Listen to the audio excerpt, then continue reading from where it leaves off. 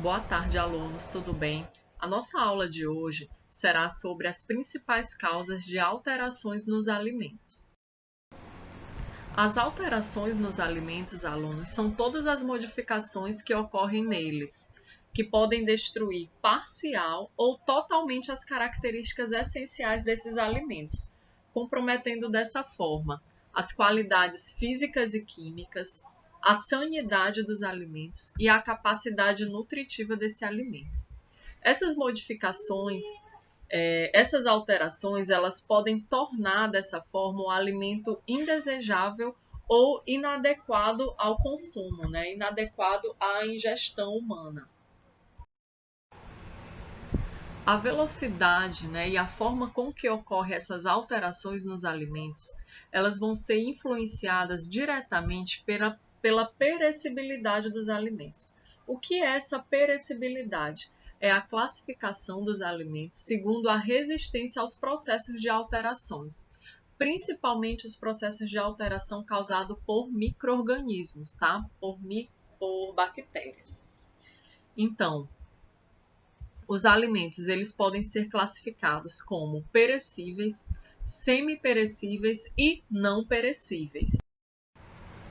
Então, como a gente classifica a perecibilidade dos alimentos? A perecibilidade dos alimentos ela pode ser classificada em alta, média ou baixa.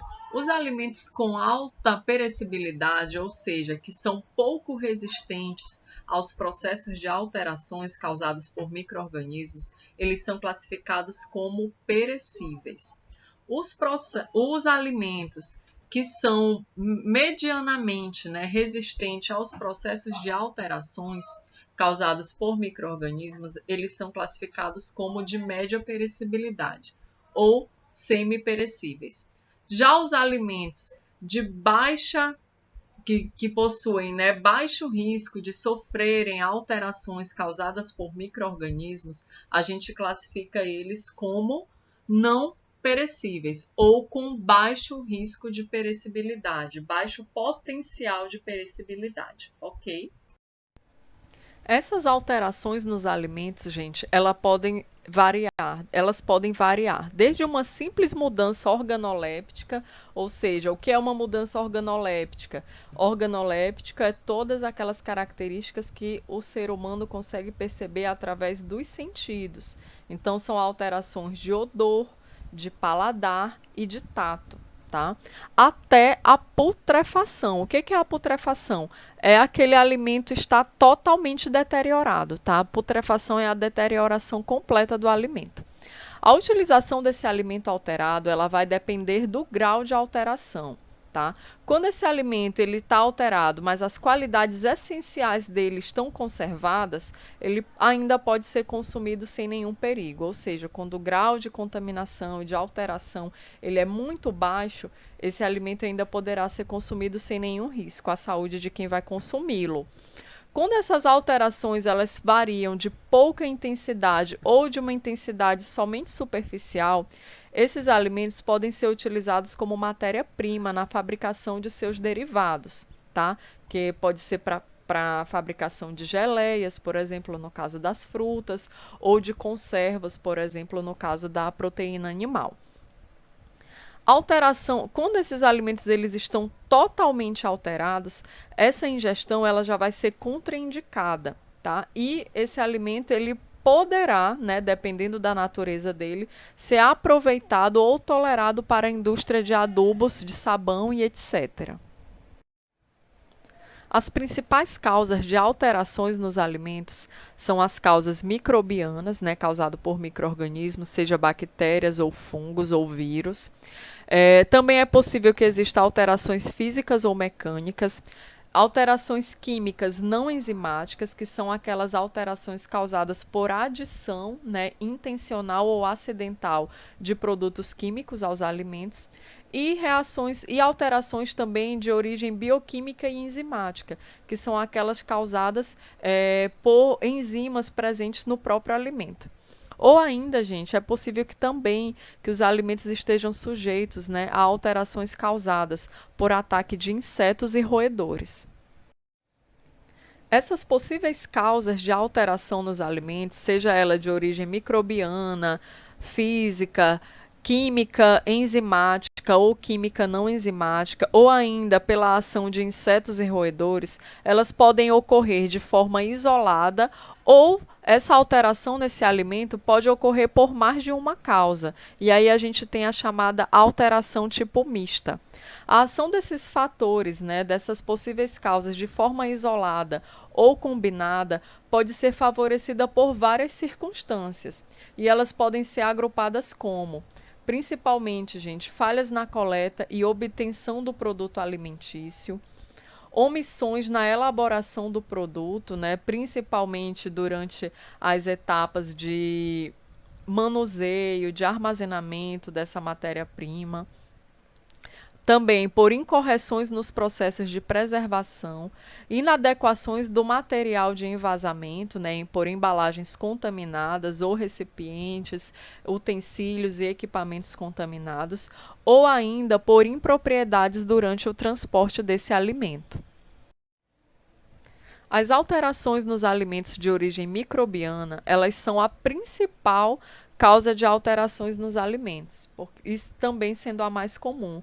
Os seus efeitos podem ser tanto benéficos quanto maléficos, tá? Maléficos no caso dos agentes microbianos patogênicos e deteriorantes dos alimentos, e são benéficos no caso dos micro-organismos fermentadores, que são aqueles utilizados na produção de certos alimentos, como o pão, a cerveja e o iogurte. Os micro-organismos mais importantes na tecnologia de alimentos são os fungos, né, nesse caso os bolores e leveduras, e as bactérias. Um dos micro-organismos importantes, gente, na alteração dos alimentos são os bolores. Os bolores, também conhecidos como mofos, tá? São organismos multicelulares e o crescimento desses micro-organismos ele é logo conhecido, porque ele causa alterações, a gente não consegue ver o micro-organismo a olho nu. No entanto, a gente consegue ver as alterações que eles causam nos alimentos, né? Que eles causam principalmente alterações na cor, na consistência e eles formam algumas vezes essas estruturas como se fosse um algodão, tá? Envolvendo o alimento. Algumas espécies de bolores, eles são responsáveis pela decomposição de hortaliça. A gente tem ainda bolores que são patógenos para raízes de algumas plantas. Tem também mofos que causam, né, alteração em cerejas, hortaliças e no pão. Tá? Quem nunca, né, esqueceu o pão guardado e encontrou ele dessa forma aí que está se apresentando nessa imagem aqui à direita de vocês.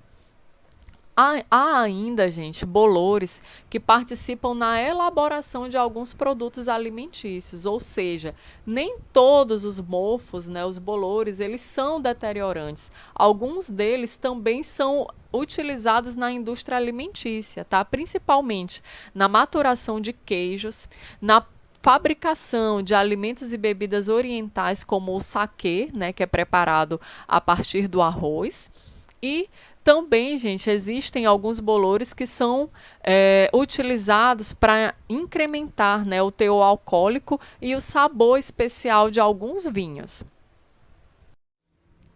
Outros micro-organismos importantes que causam alteração nos alimentos, além dos mofos, né, que são os bolores, a gente tem as leveduras. As leveduras, diferentemente do mofo, né, dos bolores, eles são micro-organismos unicelulares. Tá? E aí aqui a gente tem como exemplo Saccharomyces cerevisiae, tá? Elas são benéficas, no caso essas leveduras de modo geral elas são benéficas, utilizadas na fabricação de produtos alimentícios como o vinho, a cerveja, aguardentes, o pão, na maturação superficial de alguns queijos e etc. No entanto, gente, a gente tem algumas leveduras que são prejudiciais aos alimentos e elas podem alterar, né, sucos de frutas, xaropes, carnes e outros alimentos quando essas leveduras estiverem presentes nesses alimentos. Além dos bolores e das leveduras, as alterações microbianas nos alimentos elas podem ser causadas por bactérias. tá? E dentro do grupo de bactérias, a gente tem bactérias que são benéficas para os alimentos e bactérias que causam alterações e bactérias patogênicas ou deteriorantes. Dentro do grupo das bactérias benéficas, gente, a gente tem as principais, são as bactérias acéticas, que são aquelas que realizam a fermentação acética das frutas, produzindo o ácido acético, né, para a produção do vinagre, e os lactobacilos, que são o quê? Bactérias utilizadas na fermentação do açúcar presente no leite, ou também que são capazes de realizar a fermentação lática de produtos vegetais, né, servindo como substrato para a produção de conservas. Os lactobacilos, gente, eles são utilizados na produção de produtos derivados do leite. Tá? Então, essas bactérias, elas são capazes de fermentar tanto o açúcar presente no leite, que é a lactose, quanto também realizar a fermentação lática de alguns produtos vegetais para a produção de conservas. Então, dentro do grupo das bactérias, além das bactérias benéficas que nós já vimos anteriormente, que são as bactérias acéticas e os lactobacilos, a gente tem também bactérias que são prejudiciais aos alimentos e podem serem tanto agentes transmissores de doença, como também agentes deteriorantes dos alimentos, tá? Então, como bactérias prejudiciais, a gente tem as principais delas, as bactérias do gênero Salmonella, que são responsáveis por causar infecções alimentares, tanto em humano quanto em animais. Bactérias do gênero Clostridium, né, que causam alterações no milho, ervilha e que também estão envolvidas, né, são agentes de intoxicação alimentar. Pseudomonas são bactérias que causam deterioração de produtos de laticínios e de pescados. A Escherichia coli e Enterobacter, né, formam um grupo de coliformes e são utilizadas como índice de sanidade de um alimento, por ser uma boa indicadora de contaminação por fezes. Ou seja, quando em análises laboratoriais é detectado a presença de Escherichia coli ou Enterobacter, a gente já tem o indicativo de que esse alimento ele foi contaminado por fezes. Ou seja, a gente já entende, né, que esse alimento ele foi manipulado, manuseado de forma inadequada ou ainda armazenado em um local incorreto, inapropriado. E por isso está contaminado, dependendo do nível, né, da concentração dessa bactéria, podendo ocasionar algum risco à saúde de quem vai consumir o alimento. Além do risco de causar doenças, gente, essas bactérias que são prejudiciais aos alimentos, elas podem causar alterações visíveis nos alimentos, né? A gente tem aqui a aparência de manchas verdes em carnes, estufamento em caixas ou latas, a vermelhidão do pescado salgado também é um indicativo de contaminação microbiana, tá? Ou ainda defeitos, gente, em alimentos que são embutidos, como no caso do salame italiano, tá? Essa deformidade, esse possível estufamento pode ser indicativo da produção de gás resultante de contaminação por bactérias. Mas não só os micro-organismos, né, como os bolores, leveduras e as bactérias, podem causar alterações nos alimentos. A gente viu que outras alterações importantes são as alterações de ordem física ou mecânica. Tá? O que seriam essas alterações? Elas seriam decorrentes, né, de ordem física, ou seja, incluem a ação de agentes mecânicos que causam danos, como quebras, deformações, perfurações, cortes e alterações ocasionadas ainda por falha operacional, como queimaduras e subprocessamento, armazenamento ou manuseio deficiente dos alimentos, causando alterações de ordem física nesses alimentos. Além disso, gente, alguns agentes como o ar, a luz, o calor e o frio podem causar alterações sensoriais nos alimentos ou mesmo na aparência de modo geral deles, né, tornando esses alimentos inaceitáveis para o consumo humano. Aqui eu trouxe para vocês alguns exemplos, né, de alterações físicas ou mecânicas causadas nos alimentos. Nesse caso aqui, o ovo, a gente tem uma alteração física causada pela quebra, né? Aqui eu já trouxe a maçã e a pera, né, que estão apresentando alterações físicas causadas por deformações e corte, né, no caso das frutas. A gente sabe que quando uma fruta é amassada, cortada ou triturada, elas rapidamente escurecem. E esse escurecimento, ele é denominado de escurecimento enzimático. E ele é oriundo, ou seja, é proveniente de reações catalisadas por uma enzima chamada de polifenol oxidase. Então, essa enzima, quando em contato com o oxigênio, né, ela catalisa, né, essa reação que resulta no escurecimento dessas frutas, tá? E consequentemente a rejeição desses alimentos no mercado consumidor. Aqui um outro exemplo de alteração física, né, no pescado causado por perfurações. Como a gente viu, essas reações elas podem acontecer de forma isolada ou mista, né? Esse pescado aqui, depois de perfurado, ele está sujeito a contaminação por micro-organismos, né, principalmente aí a ação de bactérias. Então, uma alteração física pode levar a pode, na verdade, não é levar, pode favorecer a infestação, a multiplicação de micro-organismos nesse alimento também. Aqui a gente tem outro exemplo, né, de escurecimento das frutas, mesmo sem que seja feito o corte.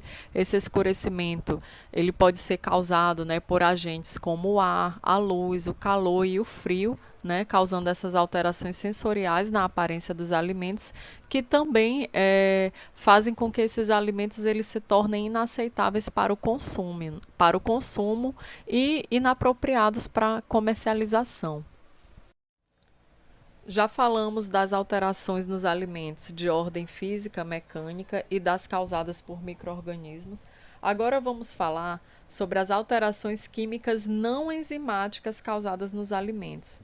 Entre as principais reações químicas não enzimáticas, né, alterações químicas não enzimáticas, a gente tem o ranço oxidativo e o escurecimento químico dos alimentos. O ranço oxidativo ele é acontece principalmente nos alimentos gordurosos, tá? Que são as margarinas e os óleos. Essa reação ela é acelerada pelo oxigênio, luz, especialmente a luz ultravioleta, temperatura, metais como cobre e ferro e enzimas presentes nos alimentos, como a lipoxidase e a presença de oxidantes naturais.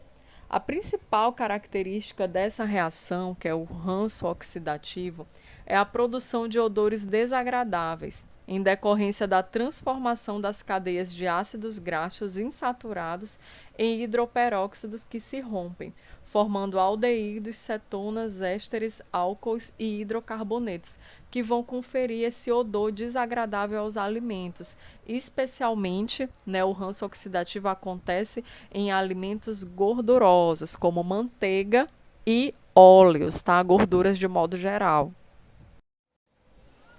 Outra reação química não enzimática que causa alteração nos alimentos é o escurecimento químico, tá? O escurecimento ou browning químico é o nome que se dá a uma série de reações químicas que culminam com a formação de pigmentos escuros, conhecido como nome genérico de melanoidinas. Elas são uma reação desejável em alguns casos, como na fabricação da cerveja, do pão, do café, da batata frita, na produção de caramelo e indesejável nas frutas desidratadas, no ovo em pó, no suco concentrado de frutas, especialmente de limão e etc. Então, existem 3 mecanismos ou tipos principais de escurecimento químico não enzimático dos alimentos, sendo estes a reação de Maillard, o mecanismo do ácido ascórbico e a caramelização. Tá? Então, esses 3 são os principais métodos para o escurecimento químico dos alimentos. Agora a gente vai ver como eles são empregados na prática. Além do ranço oxidativo, que acontece principalmente nas gorduras, uma outra alteração química não enzimática muito comum nos alimentos ocorre através da reação de Maillard. Para que aconteça a reação de Maillard, né, é necessário uma série de reações que se iniciam pela combinação entre o aminoácido ou proteína presente no alimento e um carboidrato redutor, né? O produto dessa reação é o que vai conferir sabor, odor e cor diferenciado aos alimentos, né? Um exemplo, gente, de alimentos que são obtidos, né, e de alteração nos alimentos que ocorre após a alteração de Maillard é esse aspecto dourado aqui dos alimentos assados, tá? Esse aspecto dourado, ele ocorre em função da reação de Maillard, tá? Que é influenciado, né, catalisado principalmente no caso dos alimentos assados pelas altas temperaturas. No entanto, gente, esse escurecimento, né, esse aspecto dourado, também pode ser influenciado por outros fatores catalisadores, como o pH, né, o nível de acidez, atividade de água, natureza do carboidrato, né, natureza do carboidrato presente no alimento e dos aminoácidos, além também de poder ser influenciado pela presença de fosfato e citrato presente nos alimentos. Outro exemplo de reação química não enzimática é o mecanismo do ácido ascórbico. O ácido ascórbico ele tem sido considerado como responsável pelo escurecimento de sucos cítricos concentrados, principalmente de limão e tangerina, né, que são alimentos aí ricos em ácido ascórbico. O que é o ácido ascórbico, gente? É a vitamina C, né, extremamente aí presente, né, nos alimentos cítricos, nas frutas cítricas, como o limão e a tangerina. O ácido ascórbico, quando ele é aquecido em meio ácido, ele pode dar origem a compostos de coloração escura, tá? E a esses compostos a gente dá, né, quando ocorre essa reação, a gente chama de mecanismo do ácido ascórbico. Então, como fatores catalisadores, a gente tem a exposição ao ar, luz, calor e metais, como cobre e ferro, né, que vão influenciar, vão fazer com que essa reação ela ocorra de forma mais rápida, né, e esteja presente nesses alimentos. Uma outra reação química não enzimática importante, gente, que causam alterações visíveis nos alimentos é a caramelização. A caramelização ocorre quando os compostos polihidroxicarbonilados, né, presentes no açúcares ou em certos ácidos são aquecidos a temperaturas relativamente altas. Então, quando eu pego esses alimentos e aqueço ele a altas temperaturas, a gente tem o que? O escurecimento desses alimentos. O controle desse escurecimento ele pode ser feito com abaixamento da temperatura, uso de sulfitos, controle da acidez, né, do pH, controle do teor de umidade e minimização dos reagentes. Então, aqui eu trouxe um exemplo para vocês, que é quando a gente vai fazer a calda, né, a caramelização, quando a gente aquece o açúcar. O que acontece com o açúcar? Além de caramelizar, ele escurece.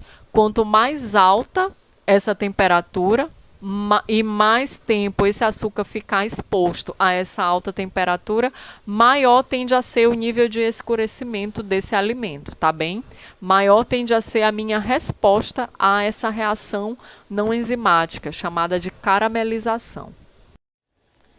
Então já falamos das reações causadas por micro-organismos e das reações físicas e também das reações químicas não enzimáticas. Agora a gente vai falar sobre as alterações causadas nos alimentos por enzimas, são as alterações de origem enzimática.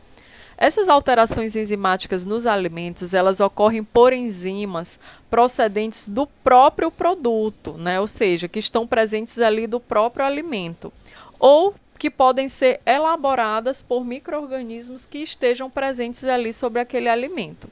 Ao contrário das alterações microbianas que podem tornar os alimentos perigosos para o consumo, as alterações enzimáticas, elas raramente lhe conferem nocividade. Ou seja, mesmo quando essas reações, essas alterações, elas estão presentes nos alimentos ali de forma isolada, dificilmente esse alimento ele vai se tornar um alimento nocivo para a saúde humana. ele pode se tornar inapropriado devido à aparência, né, o aspecto diferente do alimento, mas dificilmente ele vai ser nocivo ao consumo humano. E as enzimas mais importantes na tecnologia de alimentos são a amilase, invertases e lactases, enzimas pépticas, proteolíticas e oxidases. As enzimas, gente, elas têm como função aumentar a velocidade de processos metabólicos. Ou seja, o tipo de alteração que essas enzimas causam nos alimentos, elas estão mais relacionadas a modificações das características organolépticas desse alimento do que a sua total decomposição. Então, as principais alterações que a gente consegue ver nesses alimentos são alterações da cor, do aroma e da textura, tá, desse produto. Aí aqui a gente tem como exemplo a alteração da manteiga, tá, a rancidez da manteiga, também que é produto de uma reação enzimática, tá, que causa o escurecimento aqui da gordura. Outro exemplo também, gente, é o escurecimento das frutas, tá, principalmente após o corte, devido à reação, né, dos compostos da fruta com o oxigênio, que é catalisado pela enzima polifenol oxidase. Um outro mecanismo de alteração nos alimentos é o provocado por insetos e roedores. Os insetos, eles são importantes principalmente na destruição de cereais, frutas e hortaliças. O problema maior, gente, da presença do inseto não é o alimento que ele consome ali para sua sobrevivência, mas sim o fato dele deixar uma porta de entrada para o ataque de outros micro-organismos deteriorantes ou patogênicos. E aqui a gente tem como exemplo, olha, as alterações nas frutas, no milho, né, que funciona aí como uma porta de entrada para multiplicação, né, para atrativo, para entrada, contaminação e multiplicação de outros micro-organismos, que podem ser bactérias ou fungos e que vão deteriorar mais ainda esse alimento. Além dos insetos, os roedores, né, principalmente os ratos, eles são também consumidores de alimentos e, por isso, sérios competidores do homem. Né? Além de alterar os alimentos, não só pelo que consomem, mas principalmente pela contaminação que provocam. Ou seja, esses animais, né, como eles percorrem vários quilômetros por dia, andam no subsolo, principalmente esgoto. Então, além de se alimentar, ele pode contaminar esse alimento ali pela presença dele ou por contaminação por fezes e urina desses animais, tá? Levando a sérios riscos de comprometimento da saúde humana, tá? Ou de quem quer que seja que vá consumir esse alimento. Além do que nós já falamos na aula de hoje, né, sobre os micro-organismos, as reações físicas, químicas, alterações provocadas por insetos e roedores, existem outros fatores que também são importantes na alteração dos alimentos, tá? Um deles, gente, é a falha na coleta e obtenção do produto, né, que se relaciona com a não observância e a falta de cautela na defesa da integridade do produto, principalmente nessa etapa de coleta e obtenção. A ausência de certas operações inevitáveis e práticas condenáveis que repercutem nos caracteres sensoriais dos alimentos.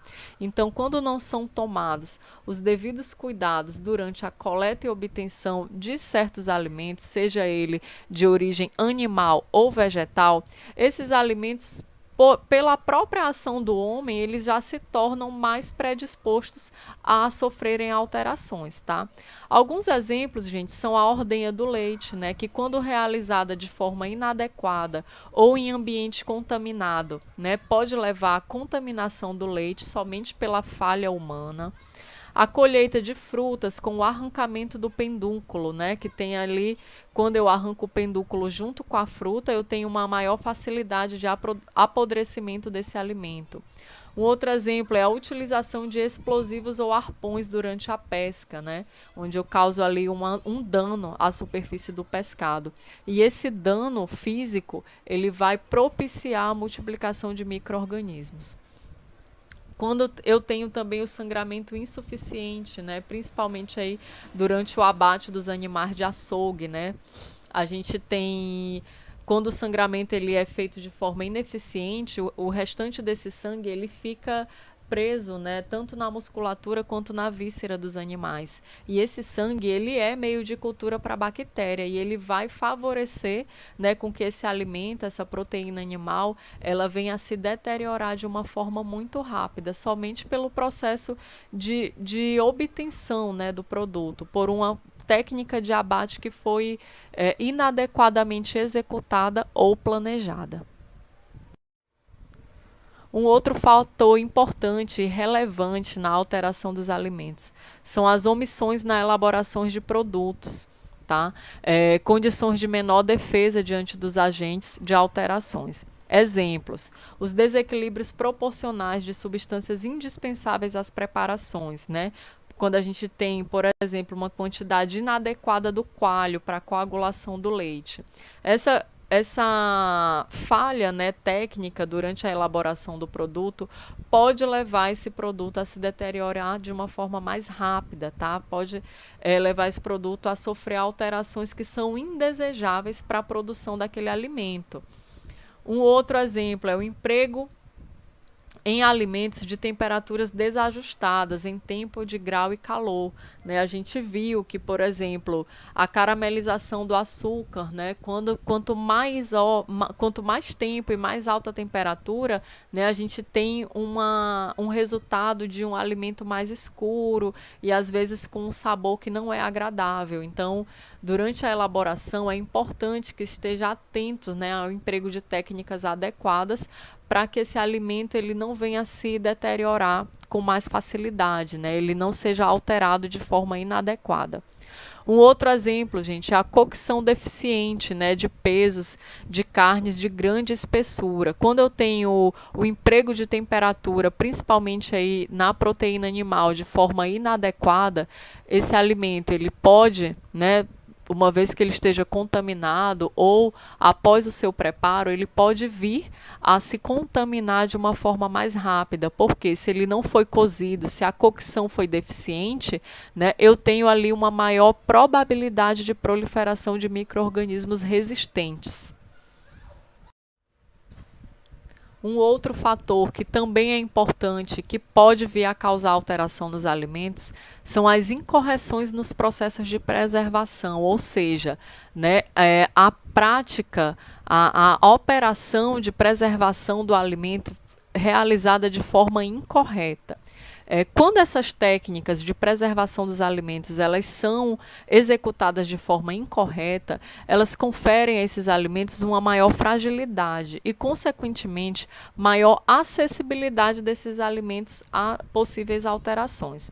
Exemplos disso são a manutenção do peixe após o seu descongelamento em temperatura imprópria. Né, o pescado ele tem que estar sempre resfriado para que eu tenha o menor risco de contaminação desse alimento e de multiplicação de micro-organismos, uma vez que o pescado é um alimento altamente perecível, como a gente viu no início da aula. Um outro exemplo é o não arejamento de carnes submetidas à salga. Quando a salga ela é executada, a salga ela é um procedimento para conservação de carnes. No entanto, quando a etapa do arejamento ela não é feita de forma adequada, esse alimento pode estar mais sujeito ainda a alterações. Um outro exemplo, a permanência em geladeiras ou câmaras frigoríficas de produtos de sensibilidade a baixa temperatura e umidade.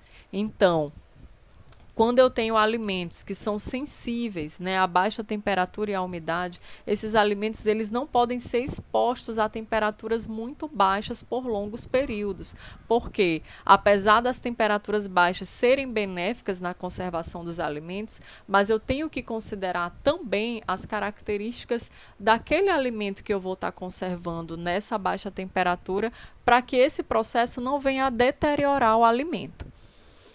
Um outro exemplo é o congelamento de verduras sem que haja o prévio branqueamento.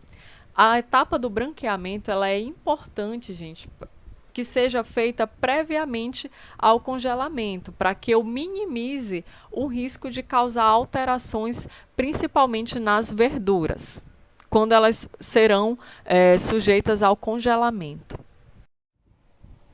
Outro fator que também é importante, que é responsável por causar alteração nos alimentos, são as inadequações do material utilizado para envase dos produtos, tá? E aí que a gente tem como exemplo as latas fechadas que apresentam fissuras por defeitos de sondagem e que acabam expondo esse alimento a outras contaminações, né? Acesso ainda a insetos, roedores e outros micro-organismos. Quando também a gente tem a higienização inadequada de embalagens ou armazenamento dessas embalagens em local impróprio, né, tornando esse alimento mais sujeito, né, por estar embalado de forma incorreta ou armazenado de forma incorreta. Esse alimento pode estar mais sujeito a sofrer alterações químicas, alterações microbianas, né, por conta da contaminação da própria embalagem. Ou, gente, absorver a umidade do meio onde ele está armazenado e, assim, favorecer a deterioração mais rápida desse alimento. Um outro fator também muito importante e que é muito visto, né, acredito que pela maioria de vocês, são as impropriedades do transporte, tá? Quando o transporte dos alimentos é feito de forma inadequada, isso coopera para que determinados alimentos, atingidos principalmente em sua textura, fiquem mais sujeitos às alterações. Aí aqui a gente tem alguns exemplos, como o acondicionamento mal feito, seja de alimentos de origem animal ou vegetal, longos percursos sem os cuidados exigidos de armazenamento desses alimentos, exposição ao calor por períodos prolongados, ou ainda, gente, choque durante os trajetos, né? E aqui a gente já viu que as alterações de origem física, elas além de causar alteração nos alimentos, elas favorecem a multiplicação por micro-organismos de diversas origens, né? Sejam eles deteriorantes ou patogênicos. Em relação às principais causas de alteração nos alimentos, esse era o conteúdo que eu preparei para vocês. Estou à disposição de todos para quaisquer dúvidas. Um abraço a todos, muito obrigada.